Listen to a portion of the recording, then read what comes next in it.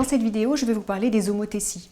Alors, les homothéties, vous les avez déjà vues en classe de 3e. Cette fois-ci, en classe de seconde, on approfondit et on va vous donner la définition vectorielle, cette fois-ci, donc des homothéties. Alors, d'abord donc la définition. On se donne O, un point du plan, et un réel K. Ce réel non nul. Et on appelle homothétie de centre O et de rapport K la transformation du plan qui, à tout point M, associe un point M' qui doit vérifier l'égalité vectorielle suivante. OM', le vecteur OM' est égal à K fois le vecteur OM. Si je note H, l'homothétie, de centre O et de rapport K, je peux introduire la notation suivante. Donc, tout d'abord, on va introduire la notation M', c'est l'image du point M par l'homothétie H, donc je l'écris de cette façon-là. Je peux aussi donc dire la définition, M' est l'image de M par H. Et enfin, la troisième chose équivalente, j'ai l'égalité vectorielle, OM' est égal à K fois le vecteur OM. Alors, je vous donne deux exemples. Un petit schéma ici, j'ai mis un point O, un point M, un point M', tel que, ici, j'ai des segments de même longueur. Alors, je peux dire que OM', le vecteur OM', c'est-à-dire dans le sens montant, est égal à 3 fois le vecteur OM.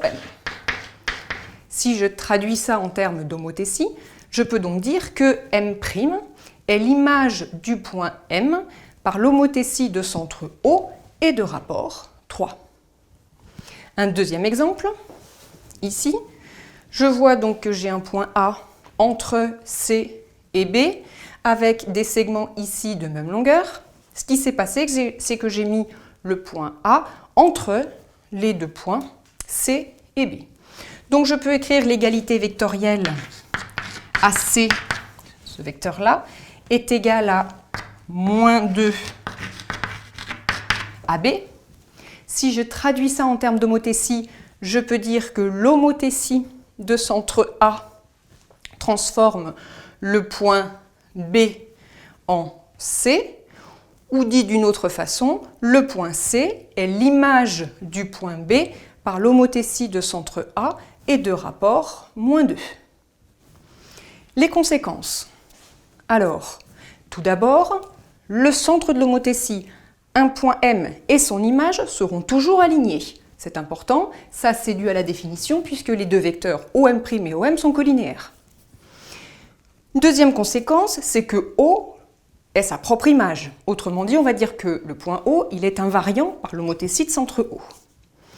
Enfin, si j'ai trois points ABC qui sont alignés avec A qui doit être évidemment distinct de B et de C, alors il existe une unique homothétie qui va transformer, l'homothétie centre A, qui va transformer le point B en C.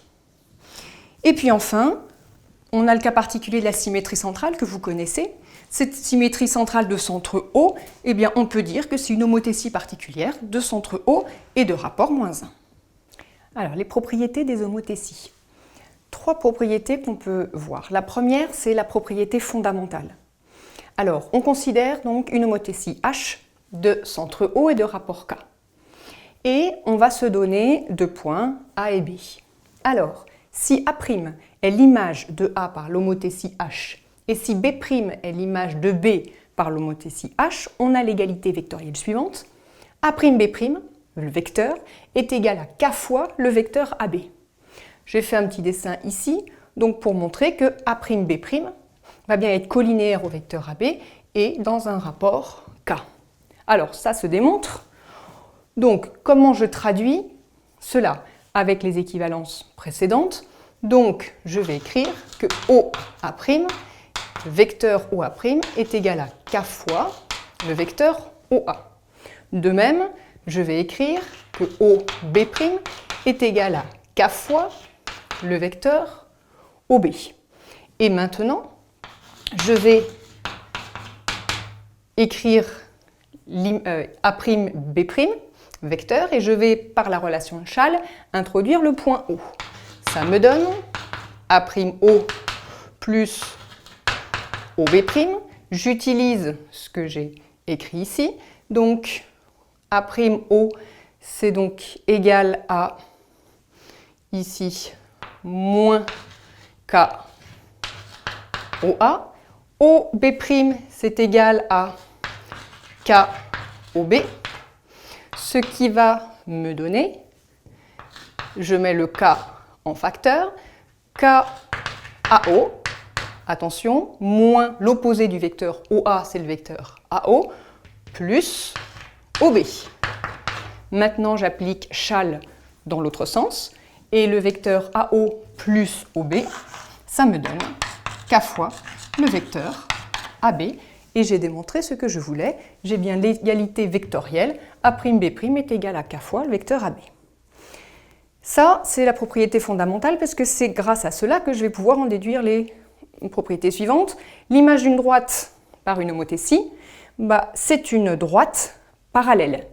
Et si on est dans le cas particulier où le centre de l'homothétie appartient à la droite, alors l'image des primes de la droite D est elle-même, donc la droite D et D' sont confondues.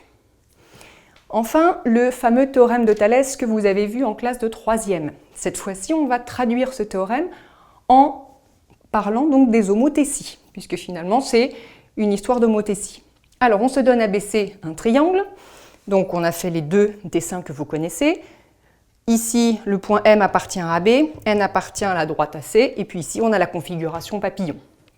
Donc, si MN est parallèle à BC, ce sont les conditions pour avoir le théorème de Thalès, alors l'homothétie de centre A qui transforme B en M transforme aussi C en N.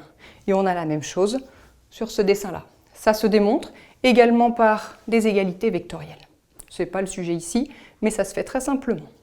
Enfin, les effets des homothéties. Alors, très important, les homothéties, distance, R, volume. Que se passe-t-il?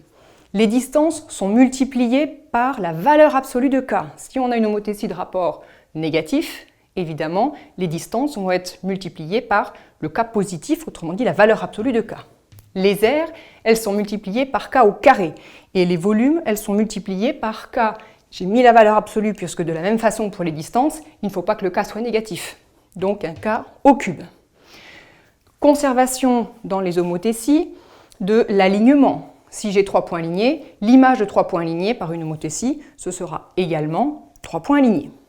Et puis, l'homothétie conserve le parallélisme, c'est-à-dire que si deux droites sont parallèles, leurs images seront aussi de droites parallèles.